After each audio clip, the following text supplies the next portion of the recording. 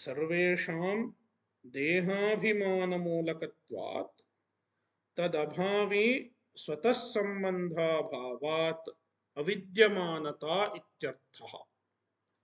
सर्वेषां नाम मात्रादीनां, माता इत्यादीनां देहाभिमानमूलकत्वात्, माता पिता इत्येतत् सर्वम् अपि देहाभिमानमूलकं भवति। नाम मातुः सह सम्बन्धः, पितुः सह सम्बन्धः, एतत् सर्वं देहाभिमानमूलकम् एव भवति। यदि देहाभिमानः नास्ति तदा एतेऽपि न सन्ति। मम माता, मम पिता, मम यज्ञः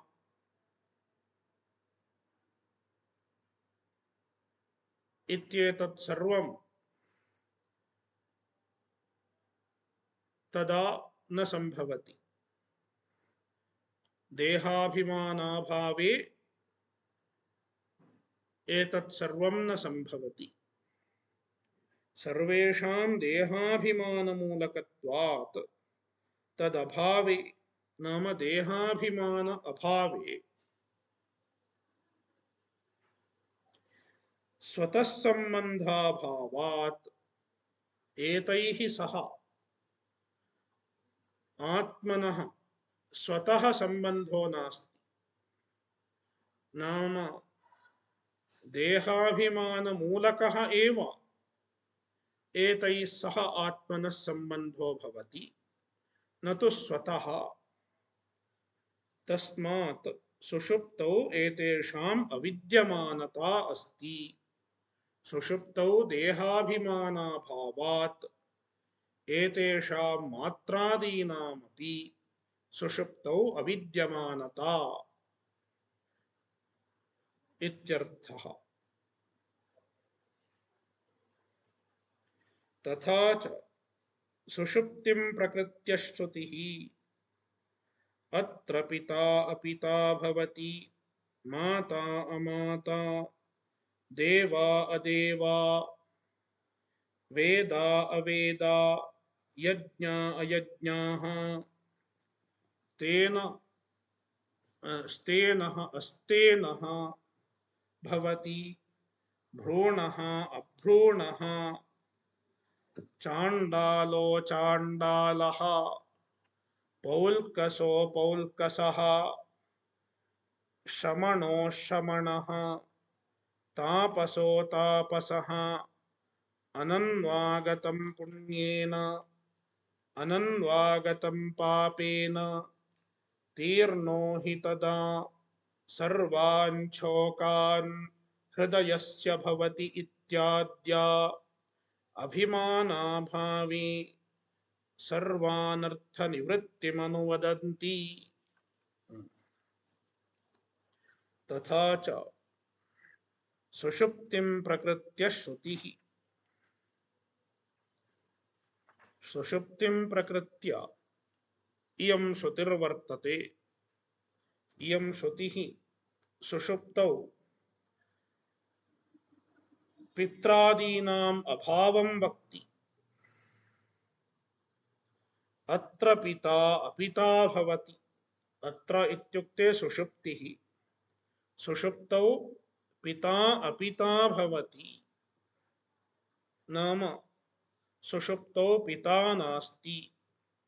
आत्मसंबद्धेन सुषुप्तौ पिता नास्ति। माता अमाता भवति, देवाः अदेवाः भवन्ति, वेदाः अवेदाः भवन्ति, यज्ञाः अयज्ञाः भवन्ति, स्तेनः अस्तेनः भवति। स्तेनः इत्युक्ते चोरः। चोरः सुषुप्तौ अस्तेनो भवति, नाम तत्र चोरः अपि नास्ति। यदि यदि सुषुप्तिकाले कश्चिदागत्य धनादिकम् अपहरति तदा सुषुप्तौ किमपि न ज्ञायते। मम धनम् अपहृतम् इति सुषुप्तः न वदति। तस्य तु कापि चिन्ता नास्ति। कश्चन तस्य धनम् अपहरतु नाम तस्य चिन्ता नास्ति। यदा कञ्चित् कालानन्तरं जागर्ति तदैव स्वकीयं धनम् अपहृतं दृष्ट्वा चिन्ताग्रस्तो भवति।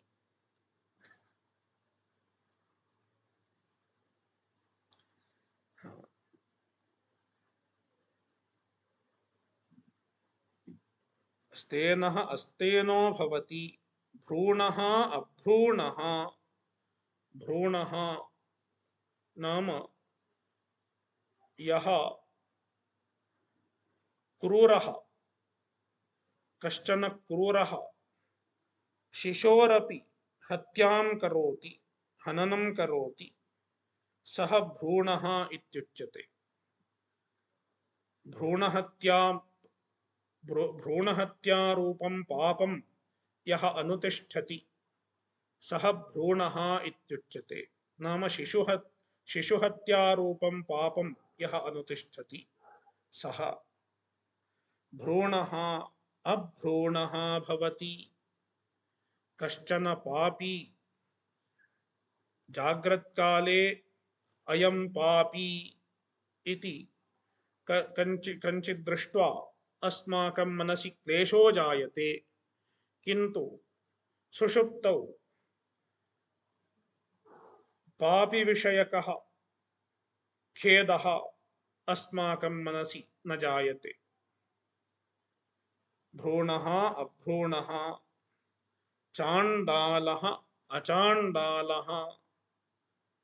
चाण्डालः इति जातिविशेषः।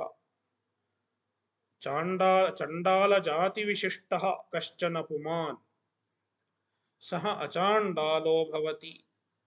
पौल्कसः अपौल्कसः। पौल्कसः इत्युक्ते अन्यः कश्चन जातिविशेषः। पौल्कसः अपौल्कसः भवति। श्रमणः अश्रमणः। श्रमणः इत्युक्ते परिव्राट्, सन्यासी इत्यर्थः। सन्यासी सुषुप्तौ असन्यासी भवति।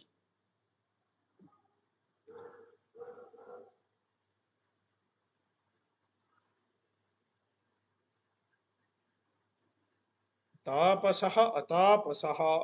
तापसः इत्युक्ते वानप्रस्थः। वानप्रस्थः सुषुप्तौ वानप्रस्थत्वाभिमानं त्यजति। सुषुप्तौ सुषुप्तौ अहं वानप्रस्थः इति न जानाति। अन्यं वा कञ्चन अयं वानप्रस्थः इत्यपि न जानाति। अनन्वागतं पुण्येन। सुषुप्तौ पुण्येन अनन्वागतं भवति। नाम पुण्येन कर्मणा सुषुप्तौ तस्य सम्बन्धः न प्रतीयते। अनन्वागतं पापेन। पापेन अनन्वागतं नाम असम्बद्धो भवति। पुण्यपापाभ्याम् अस्पृष्टो भवति सुषुप्तौ। तीर्णो हि तदा सर्वान् शोकान् हृदयस्य भवति। तदा हृदयस्य सर्वान् शोकान् तीर्णो भवति। जाग्रत्काले हृदये नाम मनसि शोकाः सन्ति। बहवो शोकाः सन्ति इत्युक्ते संसारः जाग्रत्काले अनुभूयते, किन्तु सुषुप्तिकाले मनसि विद्यमानः कोऽपि शोकः आत्मसम्बद्धतया नानुभूयते। इत्यतः सुषुप्तौ संसारः नास्ति, सुषुप्तौ संसारित्वं नास्ति इत्येतदुक्तं भवति। इत्याद्याः श्रुतयः अभिमानाभावे सुषुप्तौ अभिमान अभावे, यदा सुषुप्तौ अभिमानः नास्ति, देहाद्यभिमानः नास्ति, तदा सर्वानर्थनिवृत्तिम् अनुवदन्ति। श्रुतयः सर्वानर्थनिवृत्तिम् सर्वसंसारनिवृत्तिम् अनुवदन्ति। अनुवदन्ति इत्युक्ते अयं विषयः अपूर्वतया श्रुत्या न प्रतिपाद्यते। कुतः? एतत्तु अस्माकं प्रत्यक्षसिद्धम्, वयं प्रत्यहमिदम् अनुभवामः। सुषुप्तौ संसारः नास्ति इत्येतत्तु अस्माकम् अनुभवः। तमेव अनुभवं श्रुतिः अनुवदति। सुषुप्तौ संसारः नास्ति इत्येतत् श्रुत्या अनूद्यते।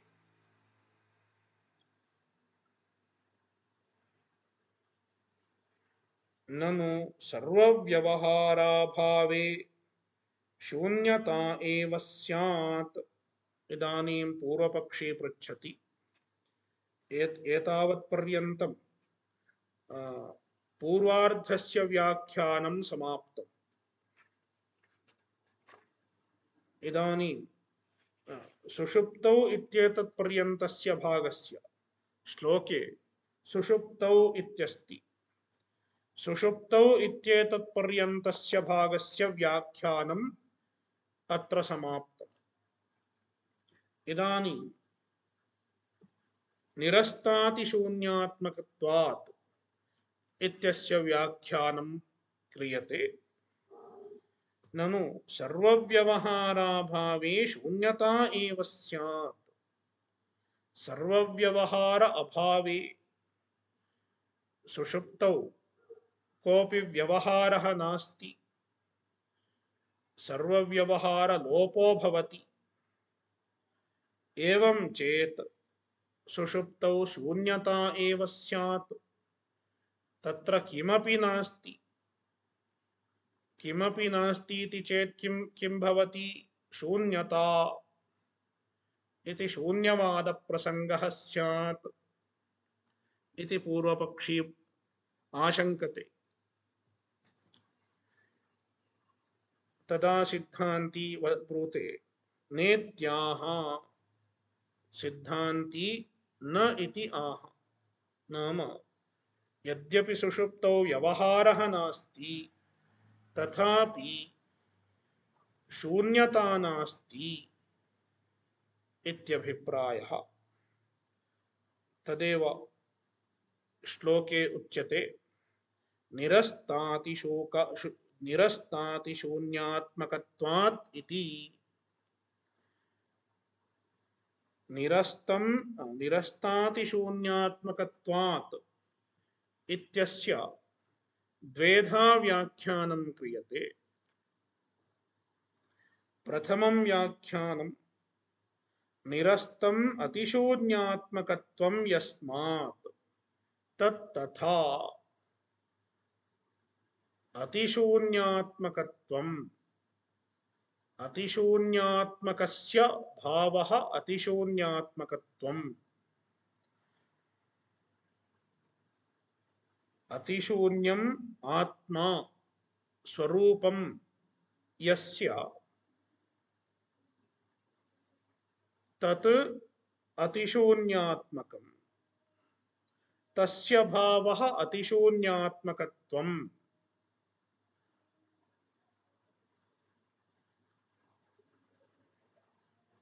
अतिशून्यात्मकत्वम् इत्युक्ते असत्वम् इत्यर्थः।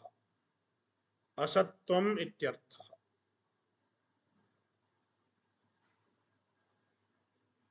निरस्तम अतिशून्यात्मकं निरस्तम अतिशून्यात्मकत्वं यस्मात् निरस्तातिशून्यात्मकत्वम्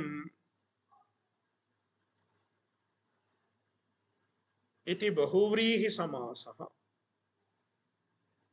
निरस्तम अतिशून्यात्मकं अतिशून्यात्मकत्वं निरस्तम अतिशून्यात्मकत्वं यस्मात् तत् निरस्तातिशून्यात्मकत्वम् इति बहुव्रीहि समासः। निरस्तातिशून्यात्मकत्वम् इति ब्रह्मणः विशेषणम्। ब्रह्मणः विशेषणं भवति। यद्यपि तत्र त्वम् इति त्व इति भावप्रत्ययो वर्तते, तथापि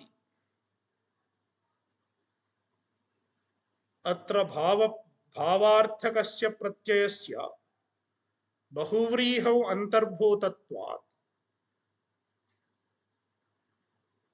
तस्य प्राधान्यं नास्ति। निरस्तातिशून्यात्मकत्वम् इति ब्रह्मणः विशेषणम्। निरस्तातिशून्यात्मकत्वं ब्रह्म इति सामानाधिकरण्यम्। किन्तु यदा हेतुः उच्यते, अनुमान समये यदा हेतुः उच्यते तदा हेतुः प्रायः भावप्रत्ययसहितः एव निर्दिश्यते। यथा पर्वतो वह्निमान्, तत्र हेतुः कथमुच्यते? धूमवत्वात् पर्वतो वह्निमान् इत्यत्र हेतुः धूमवत्वात् इति भावार्थकप्रत्ययेन सह एव हेतुः उच्यते। शब्दः अनित्यः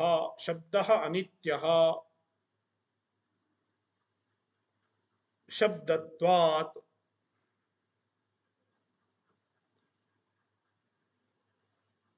एवं हेतुः प्रायः भावप्रत्ययेन सह एव उच्यते। किन्तु अस्मिन् शब्दे निरस्तातिशून्यात्मकत्वम् इत्यस्मिन् समासे यः भावप्रत्ययः अस्माभिर्दृश्यते स तु समासे एव अन्तर्भूतः। तस्मात्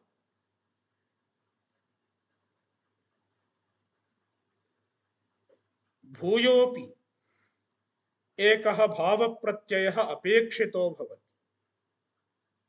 इत्युक्ते निरस्तातिशून्यात्मकत्वात् इति अपरः त्व इति प्रत्ययः योजनीयो भवति। अवगम्यते इति मन्ये। यथा ब्रह्म शून्यात्मकत्वम् इति। ब्रह्म निरस्तातिशून्यात्मकत्वम्। ब्रह्मणः निरस्तातिशून्यात्मकत्वत्वं वर्तते इति वक्तव्यं भवति। तस्मात् यदा हेतुरुच्यते तदा ब्रह्मणः निरस्तातिशून्यात्मकत्वात् इति वक्तव्यं भवति। किन्तु श्लोके तथा नास्ति। श्लोके तु एकः एव भावप्रत्ययो दृश्यते। स तु भावप्रत्ययः समासे एव अन्तर्भूतः। समासादूर्ध्वम् अपरः त्वप्रत्ययः भावार्थकः प्रत्ययः तद्धितः न दृश्यते। तस्मात् आचार्यैरुच्यते निरस्तम् अतिशून्यात्मकत्वं यस्मात् तत्तथा भावप्रधानो निर्देशः इति। अत्र भावप्रधानो निर्देशः, भावप्रधानो निर्देशः इत्युक्ते तत्र भावार्थकः प्रत्ययः नास्ति। यद्यपि भावार्थकः प्रत्ययः नास्ति, किन्तु अर्थवशात् अस्माभिः भावार्थता स्वीकार्यो भवति। यथा पाणिनेः सूत्रं वर्तते द्व्येकयोर्द्विवचनैकवचने इति। द्व्येकयोर्द्विवचनैकवचने इति सूत्रं वर्तते। तत्र द्विः द्वि इति शब्दः, द्वि एक इति शब्दौ द्वि इति द्वित्वम् उच्यते इत्यस्ति व्याख्याने।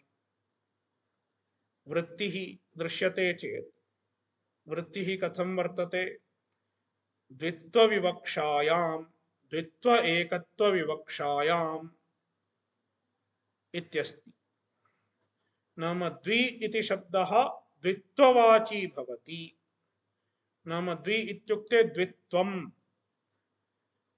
वस्तुगत्या तत्र त्वप्रत्ययः नास्ति, किन्तु अस्माभिः द्वित्वम् इत्यवगन्तव्यं भवति।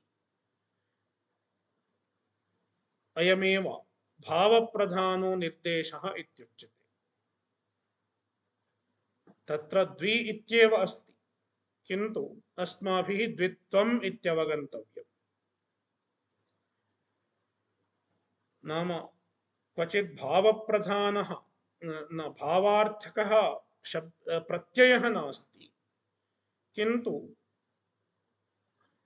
तथा अर्थः क्रियते, तदा भावप्रधानो निर्देशः इत्युच्यते। तस्य सुषुप्तिसाधकत्वात् पुनरुत्थानानुपपत्तेश्च अत्र निरस्तातिशून्यात्मकत्वादित्यत्र हेतुरुच्यते। सुषुप्तौ ब्रह्मणः आत्मनः शून्य अतिशून्यात्मकत्वं नास्ति इति कथमुच्यते? नाम सुषुप्तौ ब्रह्म अस्ति इत्येतत् कथमुच्यते? सुषुप्तौ ब्रह्मणः अतिशून्यात्मकत्वं नास्ति इत्युक्ते सुषुप्तौ ब्रह्मणः ब्रह्म अस्ति इत्येव अर्थः। ब्रह्म सुषुप्तौ अपि अस्ति, न नश्यति इत्यभिप्रायः। तत्र हेतुः कः? ब्रह्म अस्ति इत्यत्र हेतुः कः? तत्र हेतुद्वयं प्रदर्श्यते। तस्य सुषुप्तिसाधकत्वात्, तस्य ब्रह्मणः आत्मनः सुषुप्तिसाधकत्वात्। सुषुप्तिः अस्माभिः अनुभूयते चेत् तत्र कश्चन साक्षी भवितव्यः। सुषुप्तेः साक्षी कश्चन वक्तव्यो भवति। निस्साक्षिका सुषुप्तिः केनचित् अनुभवितुं न शक्यते। तस्मात् सुषुप्तिसाधकत्वात् सुषुप्तेः साक्षिरूपः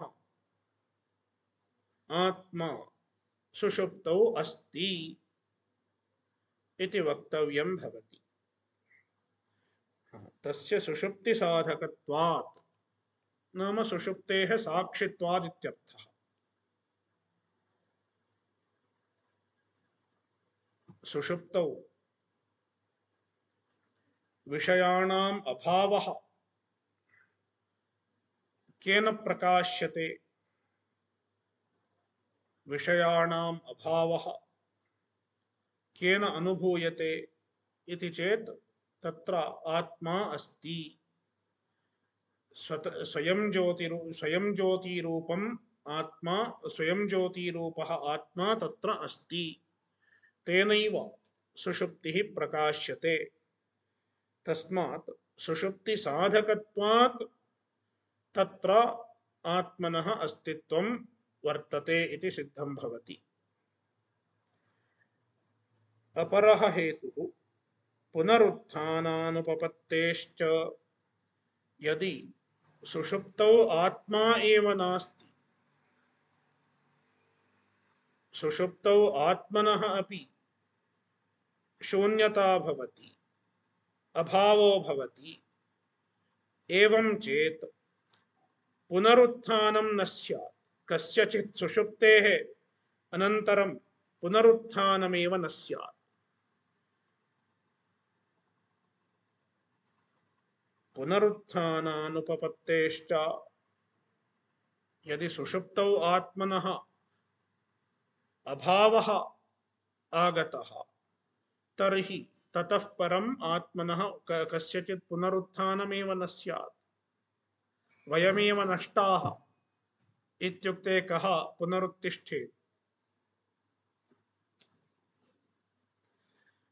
इति अपरः हेतुः। पुनरुत्थानानुपपत्तेश्च अविनाशी वा अरे अयमात्मा अनुच्छित्ति धर्मा मात्रा संसर्गस्त्वस्य भवति यद्वै तन्न पश्यति पश्यन्वै तन्न पश्यति न हि द्रष्टुर्दृष्टेर्विपरिलोपो विद्यते अविनाशित्वात् न तु तद्वितीयमस्ति ततोऽन्यद्विभक्तं यत्पश्येत् इत्यादि श्रुतिभ्यश्च आत्मचैतन्यस्य न सुषुप्तौ शून्यता इत्यर्थः। आदौ सुषुप्तौ आत्मनः शून्यता नास्ति इत्यत्र युक्तिद्वयं प्रदर्शितम्। नाम हेतुद्वयं प्रदर्शितम् इत्युक्ते युक्त्या आत्मनः शून्यताभावः प्रदर्शितो भवति। इदानीं तत्र श्रुतिप्रमाणम् उच्यते। अविनाशी वा अरे अयमात्मा। अरे हे मैत्रेयी इति याज्ञवल्क्यो वदति। अयम् आत्मा अविनाशी। आत्मनः विनाशः नास्ति, आत्मा अविनाशी। अविनाशित्वे हेतुरुच्यते अनुच्छित्ति धर्मा इति। न विद्यते उच्छित्तिः विनाशः यस्य तादृशः धर्मः सच्चिदानन्दत्वादिरूपः यस्य इत्यर्थः। नास्ति उच्छित्तिः। उच्छित्तिः इत्युक्ते विनाशः। यस्य उच्छित्तिः नास्ति तादृशः धर्मः यस्य सः अनुच्छित्ति धर्मा। तस्य धर्मस्य अपि, धर्मस्य इत्युक्ते स्वरूपस्य नाशः नास्ति। आत्मनः स्वरूपभूतस्य सच्चिदानन्दस्य नाशः नास्ति, उच्छेदः नास्ति। तस्मात् आत्मा अविनाशी इत्यभिप्रायः।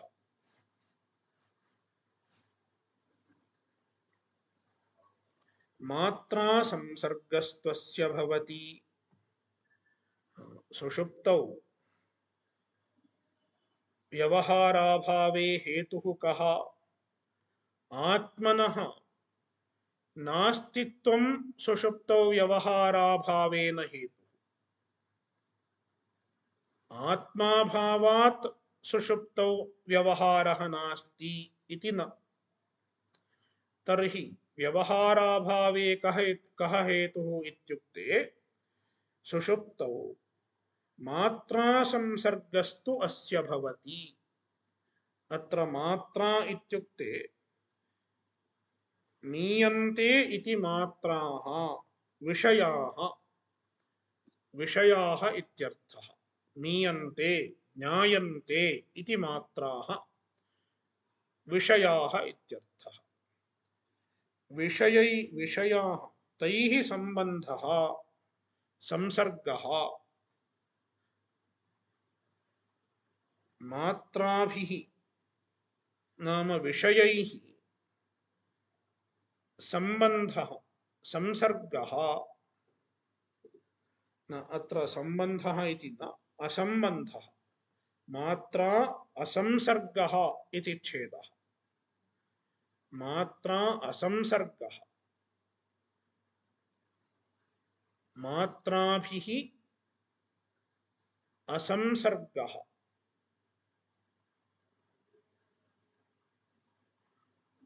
नाम असंबंधः नाम सुषुप्तौ आत्मनः विषयैः सह असंबंधो भवति।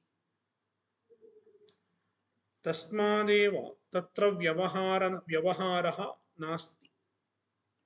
व्यवहाराभावे चैतन्याभावो न हेतुः किन्तु विषयैः सह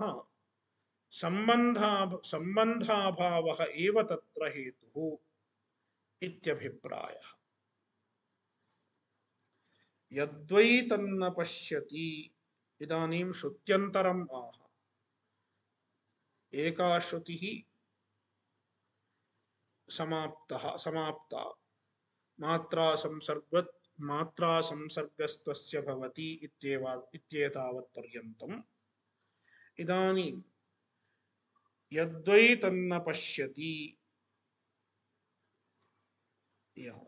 अत्र तत् इत्युक्ते तत्र इत्यर्थः। तत् नाम तत्र नाम सुषुप्तौ सुषुप्त्यवस्था उच्यते। सुषुप्त्यवस्थायां तत्र सुषुप्त्यवस्थायां यत्किञ्चित् यत् नाम यत्किञ्चित् वै इत्युक्ते प्रसिद्धं यत्किञ्चित् न पश्यति अयं न पश्यति नाम तत्र विषयाणां साक्षात्कारः न भवति इत्यभिप्रायः। सुषुप्तौ विषयाणां साक्षात्कारो न भवति। पश्यन् वै तन्न पश्यति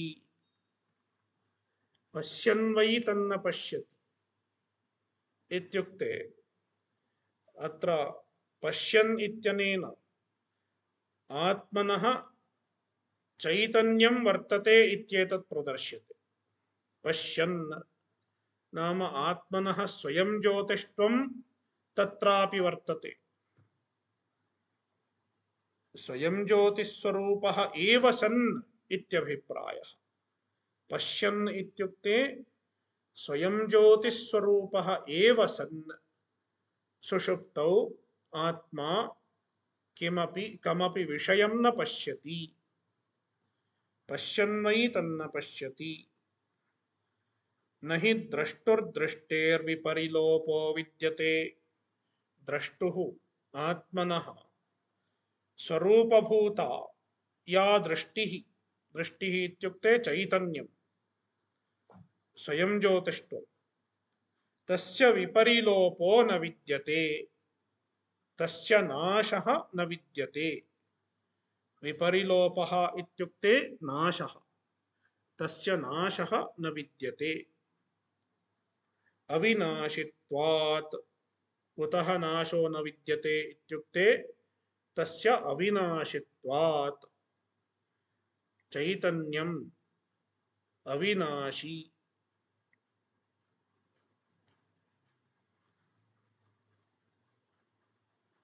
न तु तद्वितीयमस्ति भूयोपि यद्यपि तत्र विषयसम्बन्धो नास्ति तथापि अन्यत् किञ्चित् कुतो न पश्यति इत्यत्र हेतुरुच्यते न तु तद्वितीयमस्ति ततोऽन्यद्विभक्तं तत् तत्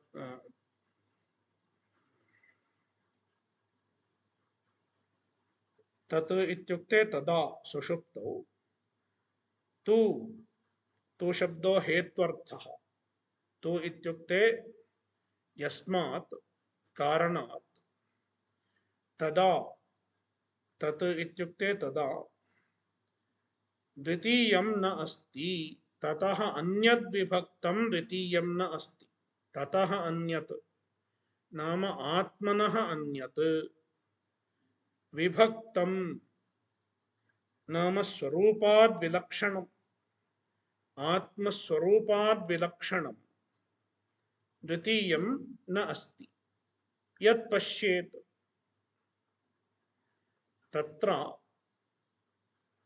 आत्मनः अन्यत् किञ्चित् नास्ति यत् आत्मा द्रष्टुं शक्नुयात् यदात्मनः विषयो भवितुमर्हति तादृशं द्वितीयं किमपि नास्ति नाम तत्र अद्वितीयः आत्मा एव अस्ति तस्मात् सुषुप्तौ प्रमात्रादिव्यवहारो न भवति इत्यभिप्रायः द्वैतनिष्ठः प्रमात्रादिव्यवहारः सुषुप्तौ न भवति कुतो न भवति तत्र द्वितीयं किमपि नास्ति द्वैतं नास्ति तत्र अद्वितीयः आत्मा एव वर्तते इत्यादिश्रुतिभ्यः च आत्मचैतन्यस्य न सुषुप्तौ शून्यता इत्यर्थः इत्यादिश्रुतयः सुषुप्तौ आत्मचैतन्यं वर्तते तत्र शून्यता नास्ति इति प्रतिपादयन्ति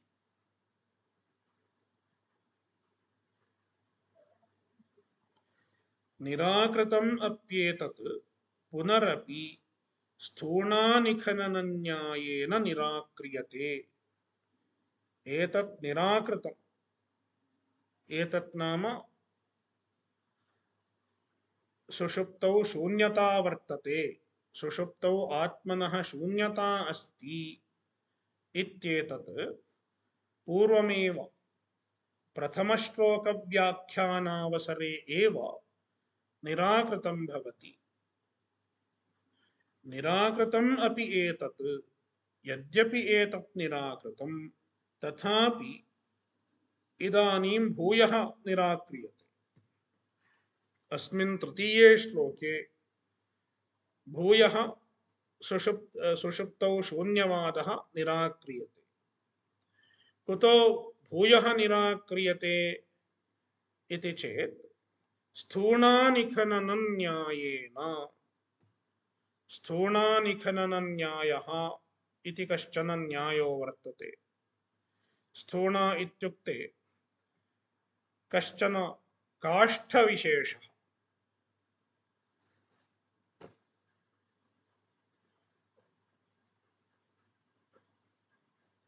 भूमौ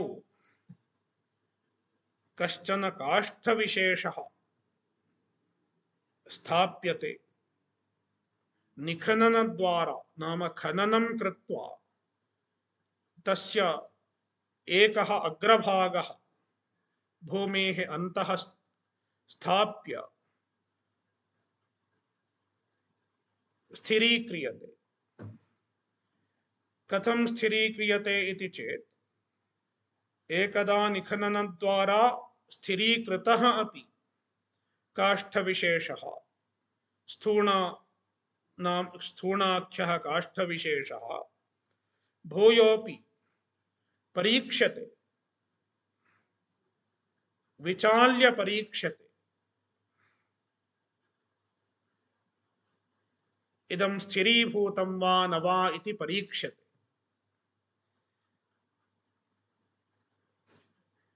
यदि विचाल्यमाने तत्पतति वा पतनशीलो भवति तदा किं कर्तव्यं? भूयोपि खननं कृत्वा भूयोपि स्थापनीयं भवति। तथैव शास्त्रे अपि कश्चिद् विषयः पूर्वमेव प्रतिपादितः कश्चिद् विषयः भूयोपि प्रतिपाद्यते।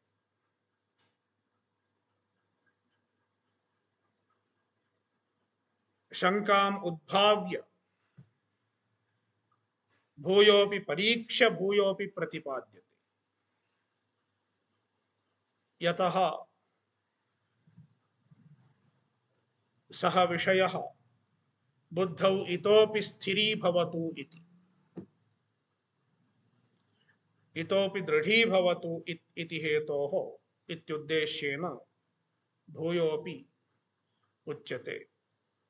अयमेव स्थूणानिखननन्यायः इत्युच्यते। इदानीं यद्वा इत्येतस्मात् परं निरस्तातिशून्यात्मकत्वात् इत्यस्य अपरं व्याख्यानमुच्यते, तदग्रे पश्यामः।